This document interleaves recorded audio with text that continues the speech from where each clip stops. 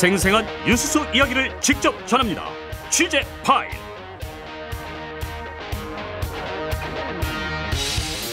취재파일 시간입니다. 보도국 김정화 기자와 함께하겠습니다. 어서 오세요. 네, 안녕하세요. 오늘 첫 번째 소식 뭐부터 살펴볼까요? 네, 조국 대통령실 앞에서 기자회견 이렇게 꼽아봤습니다. 조국 전 장관이 아주 신당 창당 선언한 이후에 활동을 활발하게 하고 있어요. 네, 맞습니다. 오늘 조국 전 법무부 장관이 용산 대통령실 앞에서 긴급 기자회견을 열었는데요. 조 전 장관은 윤 대통령을 향해서 거세게 비판했습니다. 조 전 장관은 입으로 공정과 상식을 외치면서 몸으로는 불공정과 몰상식을 실천하는 대통령 내외는 언제까지 귀를 막고 국민의 입을 틀어막을 생각인가라고 밝혔는데요. 네. 그러면서 윤 대통령에게 5가지를 요구를 했습니다. 첫 번째는 이태원 참사 유가족 천막 방문, 두 번째는 해병 사망 사건 외압 정황에 대한 입장, 세 번째는 고발 사주 사건에 대한 입장, 네 번째는 부인과 처가 비리 의혹에 대한 검찰 수사 지시 여부, 마지막으로는 검찰총장 시절에 특수활동비 사용 내역을 공개하라, 이렇게 5가지를 요구를 했습니다. 네. 일단 그동안에 민주당에서도 계속해서 요구를 했던 부분이잖아요.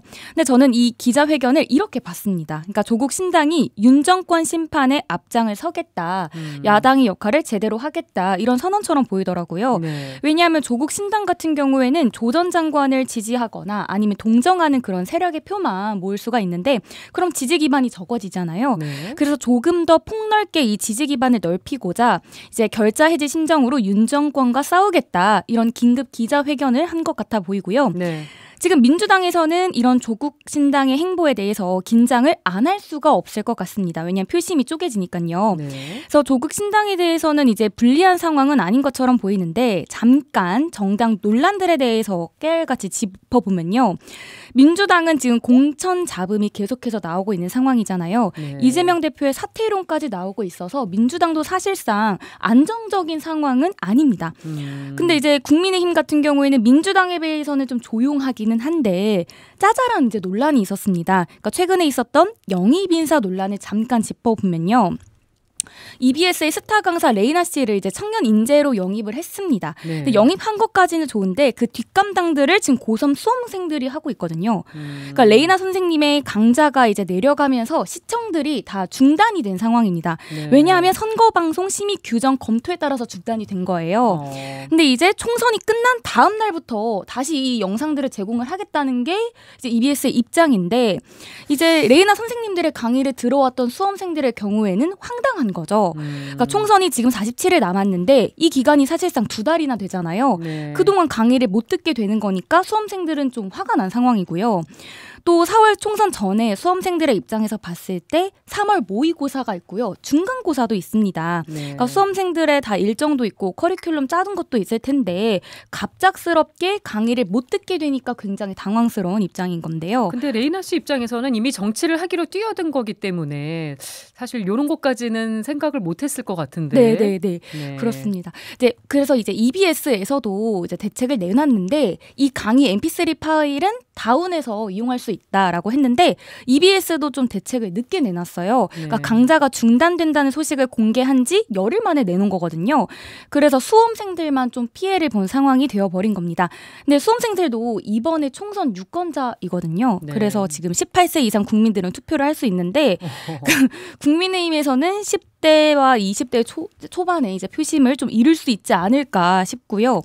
또 잠깐 제3지대를 짚어보면 좋지만은 않아요, 여기도. 왜냐하면 개혁신당과 새로운 미래가 합당을 했다가 다시 지금 분열이 일어난 상황이잖아요. 사실상 개혁신당과 새로운 미래 다 정당 지지층들은 이 합당한 거에 대해서 서로 좋지 않게 보고 있었거든요. 네. 합당한 것도 마음에 안 들었었는데 너무 빠른 결별을 하다 보니까 그럴 거면 왜 합당을 했냐, 합당의 진정성도 느껴지지 않는다, 이런 반응들이 나오고 있는데 이런 와중에 지금 조국 신당이 만약에 치고 나가게 되면 존재감이 아예 없진 않을 수 있겠다, 이렇게 보고 있는 분들도 있습니다. 했습니다. 네, 조국 신당 얘기하다가 레이나 씨 얘기까지 나와버렸는데 일단 다음 주에 저희가 조국 전 장관 인터뷰가 예정이 돼 있으니까요. 그때 한번 또 직접 입장을 들어보도록 하고요. 두 번째 소식 어떤 거 꼽았습니까? 네, 또 개혁신당 이야기를 가지고 왔는데 개혁신당 공관위원장에 김종인 전 비대위원장이 선임이 됐습니다. 안 할 것처럼 얘기하더니 또 수락을 했어요. 네, 그래서 저는 키워드를 이낙연이 가고 김종인이 왔다 이렇게 꼽아봤는데요. 이제 오늘 발표된 내용입니다. 공천을 지휘한 공천관리위원장에 김종인 전 국민의힘 비대위원장을 선임한다고 밝혔는데요. 네. 사실 이준석 대표하고 김종인 비대위원장은 평소 친하기도 하고 굉장히 자주 만난다고 알려져 있어요. 네. 그래서 일주일에 몇 번씩 만난다고 이제 개혁신당 관계자 통해서 들었었는데 이준석 대표가 김종인 비대위원장에게 이제 예전부터 이제 개혁신당 공관위원장으로 와달라는 이야기는 예전부터 했었을 거다. 네, 또 많이 또 전해지기도 했습니다. 보도로도. 네네네. 그래서 이제 갑작스러운 발표는 아니고요. 예전부터 나왔던 건데, 근데 딱 10일로 거슬러 올라가 보면은 10일 전으로 거슬러 올라가 보면은 이런 설들에 대해서 김 전 위원장이 본인이 공관위원장으로 거론되는 일에 대해서 그런 얘기는 들어본 적이 없고 전혀 관심도 없다라고 선을 그었었어요. 네. 근데 그때 한창 이제 김종인 공관위원장 이야기가 많이 나왔을 때거든요. 그리고 그때 이제 이낙연, 이준석의 공동대표 시절이었습니다. 네. 그래서 새로운 미래 관계자에게 들었던 이야기로는 김종인 비대위원장이 오는 걸 반대하거나 그런 분위기는 아니었다. 당에 와서 무엇을 할 수 있을까는 의문이지만 반대 입장은 아니었다는 거예요. 네. 근데 지금 갑작스럽게 이렇게 상황이 바뀌어버린 거죠. 그래서 새로운 미래 측에서는 김종인 위원장이 다른 자리에서 이제 이낙연 대표가 없어야 본인이 활동할 수 있다 이런 얘기를 했고 이낙연 대표를 밀어내기 위해서 이 판을 이렇게 짠 것이다 이렇게 보고 있더라고요. 그래서 기획설도 사실 언급이 되기는 했었는데 개혁신당 입장은 어떻습니까? 이제 김종인 비대위원장 추천은 새로운 미래 측에서 했다. 이낙연 측에서 했다. 그러니 이낙연 대표를 정리했다. 이런 설들은 사실이 아니다. 이런 입장이에요. 그리고 여기에 대해서 더해서 이준석 대표의 시각은 이렇습니다. 그러니까 개혁신당과 새로운 미래가 결별한 게 아니다. 네. 개혁신당에는 5개의 세력들이 모여서 하나의 당이 된 건데 4개는 지금 남았고 이낙연 대표의 새로운 미래가 이탈한 것이다. 이렇게 보고 있더라고요. 그래서 위기에 빠진 이 개혁신당에 김종인 위원장을 모시기 위해서 많이 노력을 했다. 이렇게 네. 이준석 대표가 인터뷰에서 밝히기도 했고요. 또 김종인 위원장이 공관위원장 자리로 오기 전부터 개혁신당 내부에서는 좀 이분을 어렵게 모신다. 이런 느낌을 좀 살리는 분위기였거든요. 네. 그러니까 개혁신당 소속 조응천 의원도 라디오 인터뷰에 나와서 통합 결렬로 맥이 많이 빠졌다.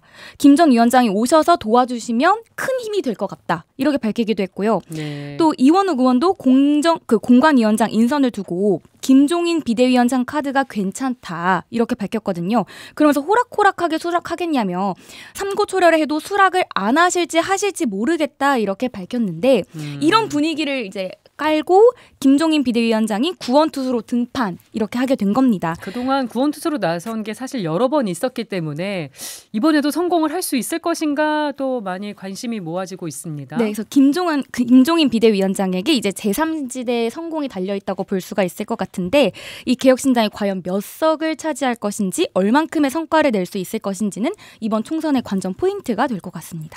어쨌든 당이 쪼개지면서 그 국고보조금 받았던 6억 원 어떻게 되는 건가 이 부분도 사실 주목을 받고 있어요. 네, 그러니까 지금 새로운 미래 김종민 의원이 빠지면서 현역 의원이 5명에서 4명으로 줄었잖아요. 그러면 조건이 안 되는 거예요. 네, 그렇죠? 조건이 안 됩니다. 그리고 그때 당시에도 이제 양정숙 의원의 입당으로 5명을 겨우 채워가지고 정당 보조금 6억 원을 받아낸 상황이었거든요. 근데 정당 보조금을 받고 11일 만에 이제 한 명의 의원이 빠지면서 4명이 된 겁니다. 네. 그래서 이 6억 원, 정확히는 6억 6천만 원이거든요. 근데 이거를 토해내야 되는 것인가, 가져갈 수 있는 것인가 많이들 궁금하실 텐데 합당이 취소가 됐다고 해서 이런 돌려줘야 되는 규정은 없더라고요. 또 이제 개혁신당은 반납을 하거나 아니면 이 돈을 기부하겠다 이런 의사를 밝혔는데 이거 안 된다고 선관위가 얘기했어요. 네, 맞습니다. 반환 불가능하고 정치 활동을 넘어선 기부 안 되고 또 선관위에서 의미로 환수도 할 수 없다. 그렇기 때문에 이제 가져갈 수밖에 없는 거예요. 6억 6천만 원을. 그래서 네. 국민의힘 한동훈 비대위원장은 이에 대해서 세게 비판을 했습니다. 보조금 사기가 적발이 됐으면 토해내는 것이 맞다. 반납할 수 있는 방법을 직접 알려주기도 했어요. 사기라고 표현을 했네요. 보조금 사기다. 이 첫 번째로 알려준 방법은요. 당비를 모아서 6억 6천만 원을 기부하는 방법도 있다.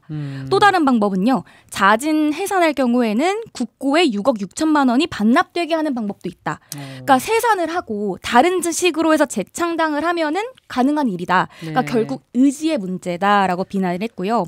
이에 대해서 이준석 대표는 국민의힘 비례위성정당이 축낼 보조금에 대해서 먼저 이걸 밝혀라. 어떻게 쓸지 밝혀라.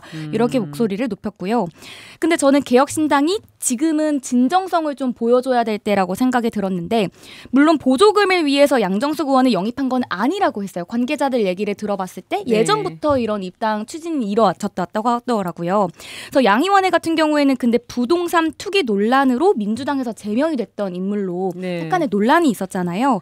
그래서 이제 11일 동고하고 6억 6천만 원을 챙긴 꼴이 되어버린 개혁신당이 지금 좀 진정성을 보여줄 때가 아닌가 이런 생각이 들었습니다. 이준석 대표가 이 국고보조금권을 어떻게 처리할지도 한번 지켜봐야겠네요. 취재 파일 여기까지 하겠습니다. 김정아 기자 수고했습니다. 네, 감사합니다.